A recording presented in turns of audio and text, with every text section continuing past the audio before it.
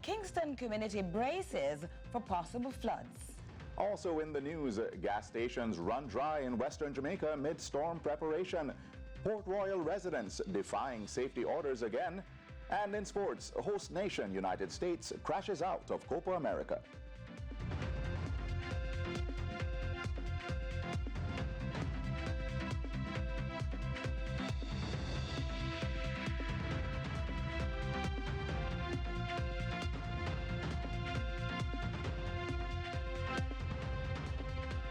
From Kingston, Jamaica, this is CVM News at 7. I'm Stephen McHugh. And I'm Carolyn Brown. It's Tuesday, July 2, 2024.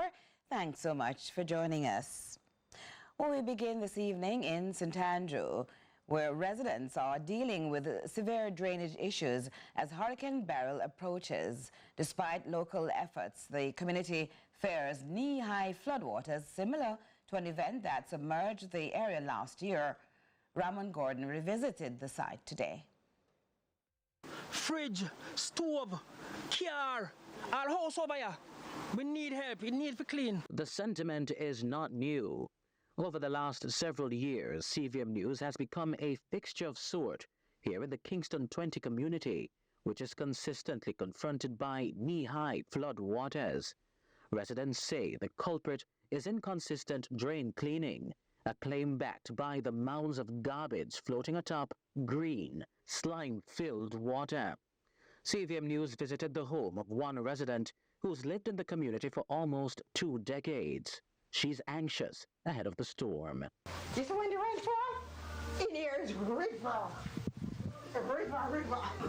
Trust me, I'm scared, but you see, try now, God is good.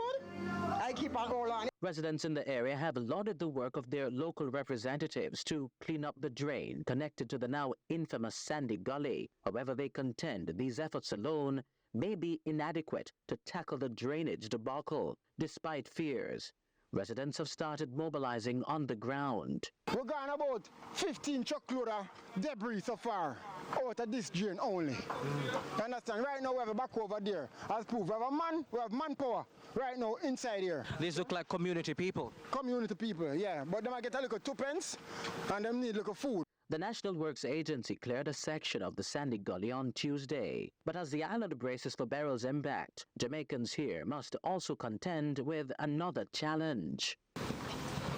That water what you're seeing is feces water circling in on the road. Plus this storm, we're going to come, we're going to mix up in the feces water and the pit them and the people, them and everybody walk in the water. I wish you could smell what I'm smelling right now. Spots like these throughout the community are common, where water seems to be emanating from the ground and also coming in from the gully. It's sewage filled. This is what the residents are contending with ahead of the hurricane. The rain is coming and there's sewage going to run into a house with this now.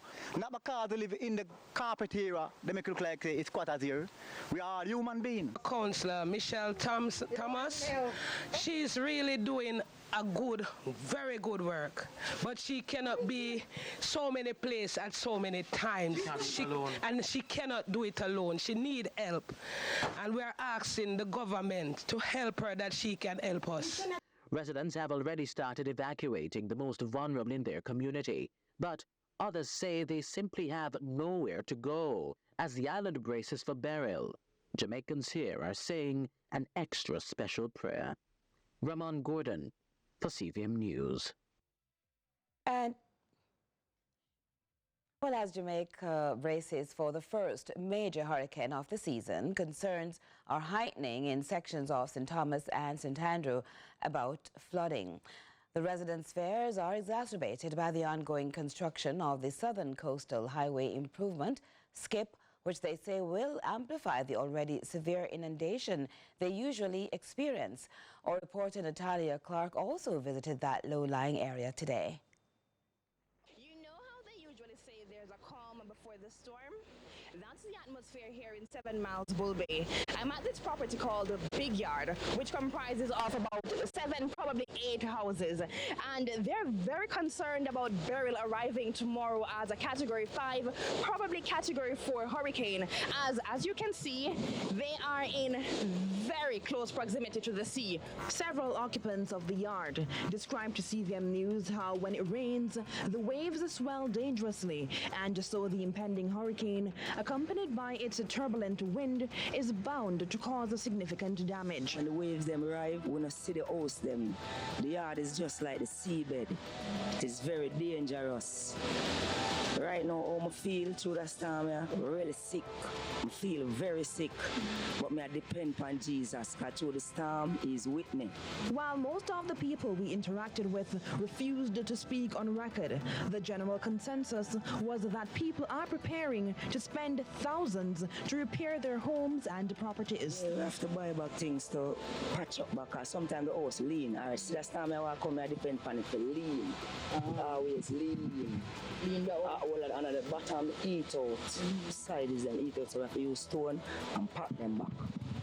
And cement and stuff like that to build back the foundation. Their troubles have worsened with the new highway, which has turned their property into a basin, removing the slight buffer they once had. And normally for hurricanes, we'd normally remove stuff from the houses behind that are closer to the water and take whatever item they have in there, put it up closer. The water would normally come in and then it would go back, come up all the way up to the road, and then it would go back to the sea. But now, since the road construction, the road have been elevated and now we are in a basin, so we are expecting flooding waters. And over on Readies Drive, which borders St. Andrew and St. Thomas, one family is still very concerned about Beryl as their home has been compromised by the structure of the highway. Their home is basically crumbling above the new highway, which is something CVM has been featuring for the past few months. The prediction for me, all I used to go is I'm going to crumble, to be honest, because like I said, I do it by myself, and I'm not a professional contractor or a builder and at all. I just do it makeshift for the time being, to the fact that I try to protect the house. Yeah, and underneath it is clay. It's clay soil, so it's just cement and sand, not even in gravel. So I'm pretty sure that as the rain starts, it's going to crumble, and the front room, it already break apart. So I have some dealt prediction that the front room probably be damaged. Hopefully it don't. But my parents predicted probably the whole front part probably break off. Trevin Deere says not only are cracks already visible in the amateur reinforcement he added around the home, but there are cracks along the house. He's looking to relocate his family of 5 before Jamaica starts feeling the effect of Hurricane Beryl. Extremely concerned to the fact that the magnitude of the storm is a heavy one, and the fact that the house is still in a risky state in terms of the soil and the edges at the front, and the fact that there are still damages that have been facing since the highway production. So definitely is a major concern. Will you guys be staying here? Well, I have to stay because of valuable documents along with valuable stuff inside, but I'm going to get my family elsewhere, yeah?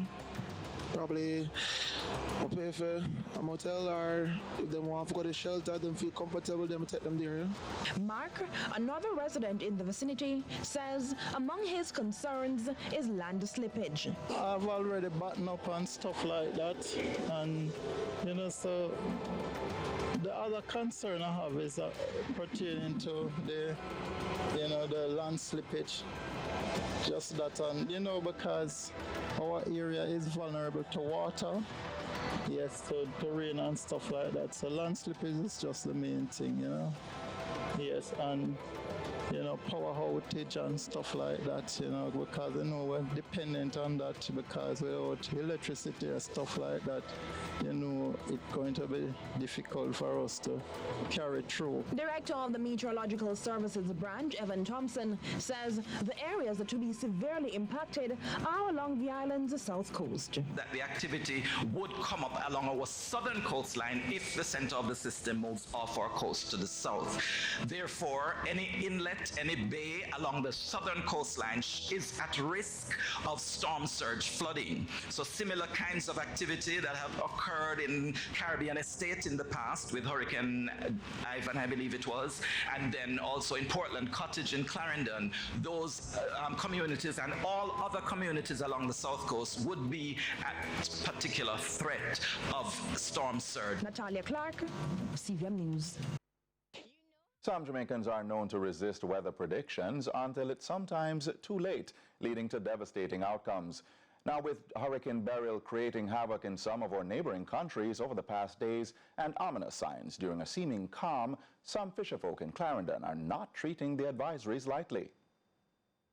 More often than not, when persons on land react hastily to a hurricane warning, not so necessarily offshore.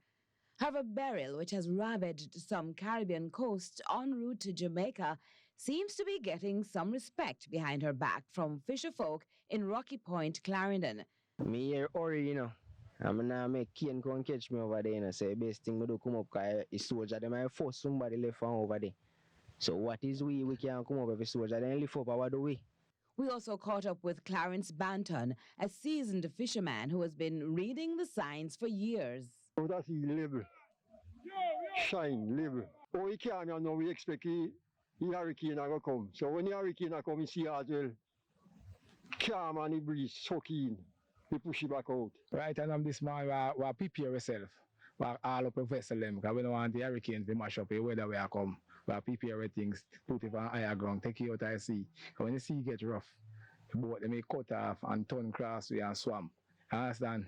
And I hold for money by them. I come in yesterday, and normal say, whole heap of man left over there if come in all today and see. So judge where them are coming at today. If I come in yesterday, so see what I see.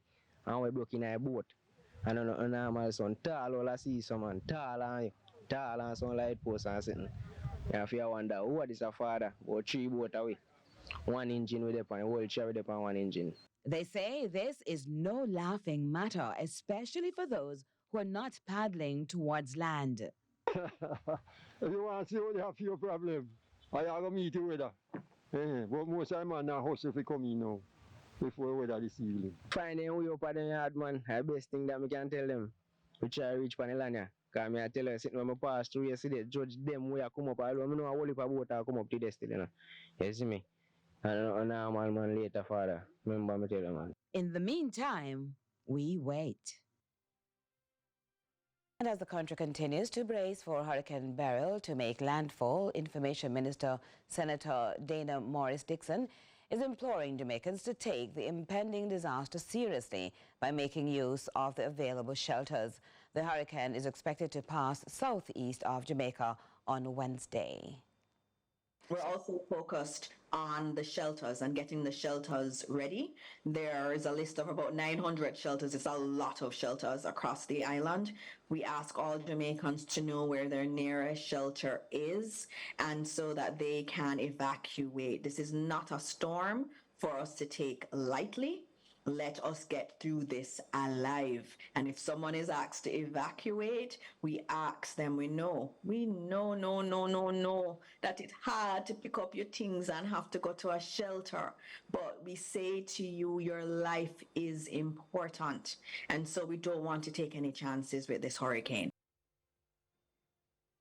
Now, residents of Port Royal are, however, expressing confidence in their safety despite the hurricane threats. CVM News assessed their readiness in the sunken city ahead of the storm. With more, here's Adrian Williams. Amidst widespread concerns surrounding the preparedness of hurricane shelters, over in Portland, local government authorities are confident in their capacity to weather the storm. Mayor Paul Thompson says there are 77 fully stocked shelters in place, with plans to relocate the unhoused now underway. The shelters have food and all the necessary supplies that they're going to need. This morning we ensure that water is in the tank of all the shelters. That's the first move. So we are proactive in our preparation for this hurricane. We are going to take special care of the street persons. They will be moved from where they are now to the rehab center. So we ask that anybody who knows of any street people that we are not aware of, they can inform us so that we can immediately move them to the rehab center. He adds the municipal corporation has been proactive in maintaining drainage systems ahead the hurricane and are still in the process of cleaning drains. That means we have to be continuously cleaning the drains. Now that we are in a position where all the drains are to be cleaned, we don't have much drains to be cleaned, but all of them were cleaned recently.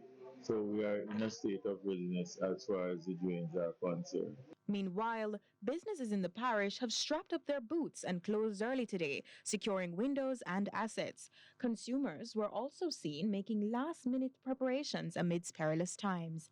Courtney Lewis for CVM News. And we will have that Port Royal story for you later in the news. We now go to a quick break.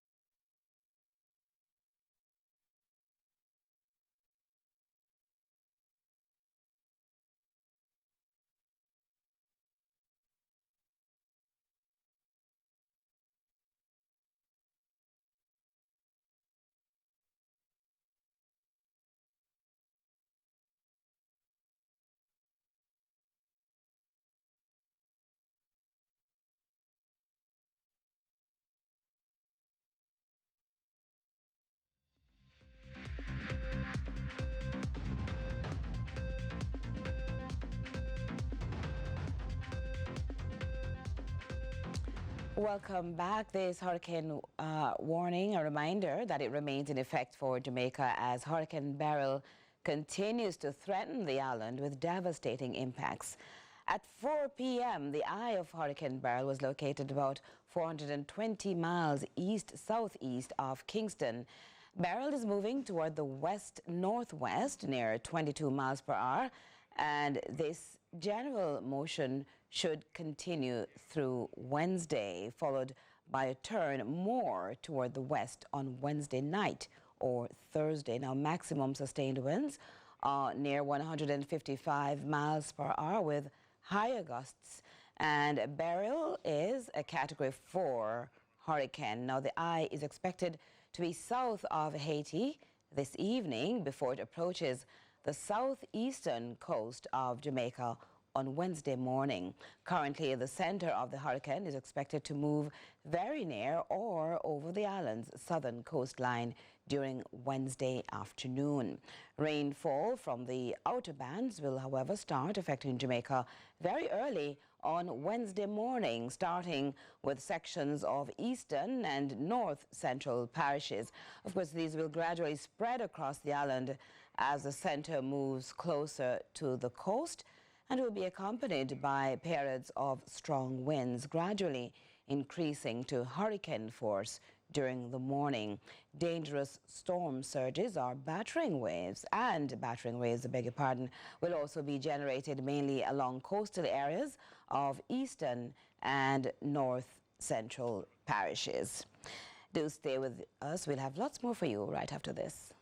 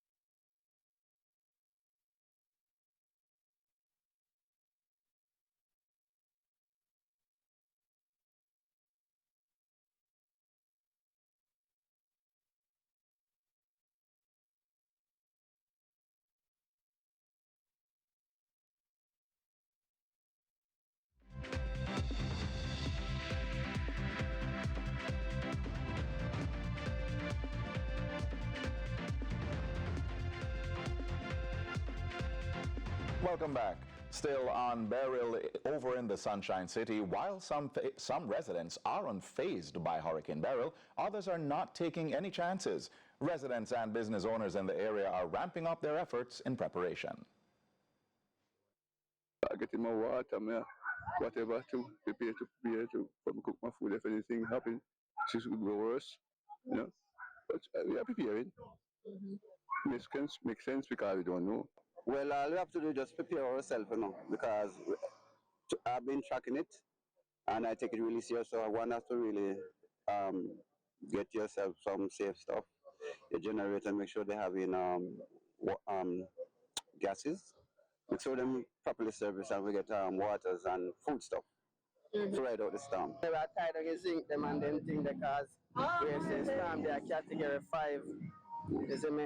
Everybody up here afraid and sitting cars, you see me? You know, so when after a storm, place I go mash up, whole heap of fixing up, I figure go on. But you want the storm to turn back. People can see, say, customer then still rolling, still can give you a support for the last. Storm now. I hear a couple of my brethren them still I say, yo, storm now go come to Jamaica, it go turn. Now, only months ago in February, sections of Western Jamaica were ravaged by a freak storm incident, leaving millions of dollars worth of damage in the aftermath. Now, locals are hurriedly heightening safety measures as Beryl inches closer to the island, but not before things came to a head at the pumps. Neika Lewis tells us more. It was chaos across sections of Western Jamaica on Tuesday afternoon as persons wrapped up preparations to ride out a storm. The deadly Hurricane Beryl is set to hit Jamaica on Wednesday morning after bringing death and chaos to neighboring islands. Sections of Hopewell in Hanover, Lucy and Savlamar in Westmoreland were affected by a major traffic pileup for most of the day, and motorists were forced to pull over and park to conserve on gasoline. Service stations in Hopewell ran dry before noon, while supermarket operators saw items such as lamps, candles, matches, lighters being sold out. Several farm store operators also told our news team that ropes, chicken feed, tarpaulin, and other items have also been sold out. Meanwhile, some business operators and residents expressed concern over JPS power lines, which they say posed much danger under normal circumstances. They now fear that Beryl could pose even worse threats with these wires dangling. Neika Lewis, CVM News. Stay with us for the business segment coming up right after the break.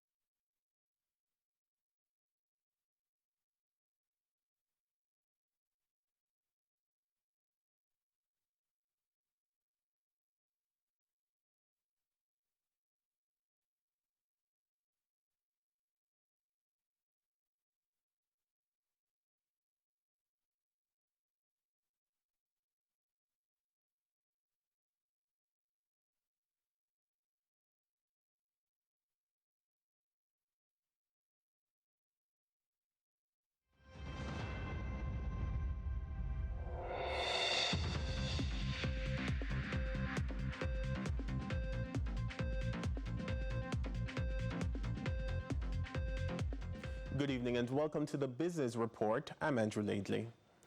The Caribbean Development Bank, CDB, says it is resolute in its commitment to supporting the affected territories.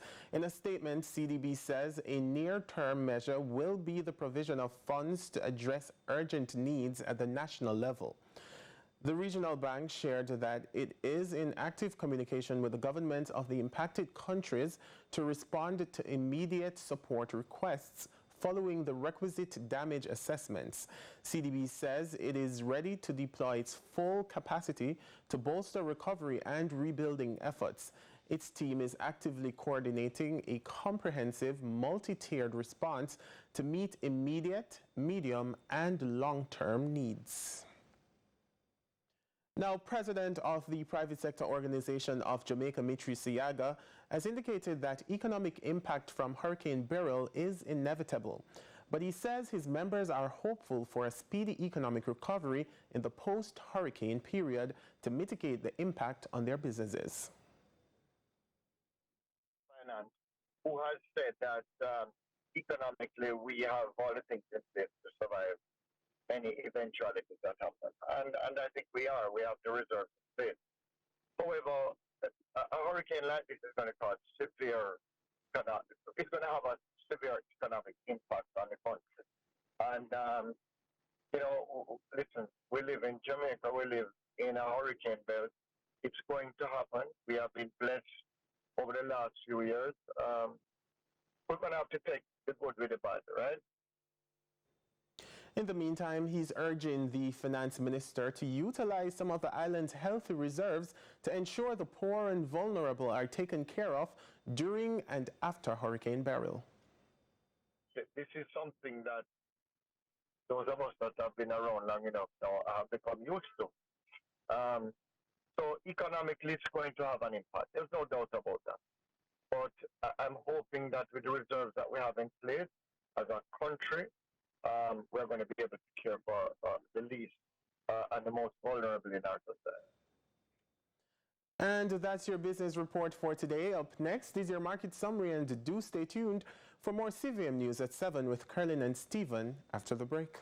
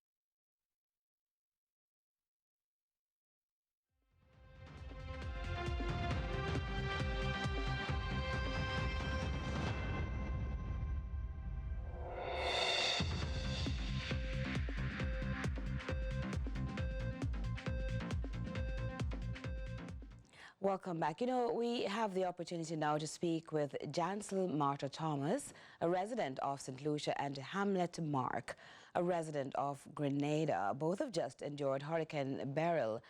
as St. Lucia and Grenada begin to assess the damage and start the recovery process. Here in Jamaica, we are preparing for the same powerful hurricane. And we're here to we want to gain a personal perspective on what it is like to live through Hurricane Beryl and understand the challenges ahead. Thank you both for joining us. Good evening. I hope you're hearing us. Let's start first with Hamlet. Mark, can you tell us about your personal experience during the hurricane? All right, let's Can you hear me? Yes, I'm hearing you now. Good evening and thanks so much. Tell us about your personal experience during Beryl's passage. Okay, so it was at first we were very, very kind of afraid because we did not know what to expect. We were expecting a Category 3 hurricane, but as Seems as if Beryl is playing havoc with us. We're not quite hearing you at all. Beryl is still out there making its way towards us. Let's try again. Are you hearing us? I'm hearing you now. You okay. Went for a while, but I'm hearing you now. Yeah. Okay, great. Thank you so much for joining us, Hamlet. Mark, good evening again. Tell us about your personal experience, please. Well, yesterday, I mean, it was in two parts, really, because I'm based on the mainland Grenada. You know, there are three islands that make up the state of Grenada: Grenada, Carriacou, and Petit Martinique. The bulk of the storm was in the Carriacou, Petit Martinique area. That's the two small islands north of the mainland. So that's where they have the major damage. I was in the south of the mainland, so we had high winds, we had heavy rains, but nothing like what happened in Carriacou. We had tropical storm winds in Grenada, but full-blown hurricane winds in Carriacou. Describe for us the conditions there now. Oh, no, it's fine. It's actually a wonderful night. The moonlight is out and a cool breeze. It's really a nice night, only that a lot of people in Carriacou have nowhere to sleep tonight because 95% of the housing stock there has been damaged. You know, us as Caribbean people, we believe in rallying around each other. Has there been any, act of kindness that stood out for you? Well, a lot of people actually have taken small boats to, and it's a 20-mile journey between the mainland Grenada and Carriacou, and there were a lot of people with small boats just going up to Carriacou and just bringing what they have, whatever they had, they just take them along with them to help bring Carriacou. And, it was a massive outpouring, and some people made 2 and 3 trips going to Carriacou and come back, just carrying stuff from just ordinary people. What have been some of the major steps taken in your country now in this road to recovery? Sorry, no, say that again, I lost you for a minute. In terms of recovery, some of the major steps being taken? Well, I think it's early days yet. I think basically just trying to get people food and water. I don't think the actual, any serious recovery, any thought about that right now, actually. Just a best survivor, really. And it's just like under 24 hours now, Thank you. Now, Ms. Thomas, I think you have joined us again. Thank you so much for your patience. How are things there in terms of recovery in your country? Ms. Thomas, sorry. Right now, we are just going through the different communities and looking at what has happened. We are very thankful that we were spared the brunt of the hurricane. However, some parts of St. Lucia, we did have minor damage. I could tell you about Seafarers, which is our tourism capital. Some parts of the harbor there were affected. However, the government is working very quickly to ensure that everything is back in place and the island is ready to go again. Just before we go, we're bracing for it also. What can you tell our people here in Jamaica? Just pray, because I know you're expecting a Category 5, and that's very, very serious. Try to listen to the warnings, stay connected as much as possible. If your device is charged, stay connected to family, and remember to pray. That's the most difficult right now. Thank you so much for your kind thoughts. Thank you so much, both of you. Thank you. Stay where you are. Sports is next.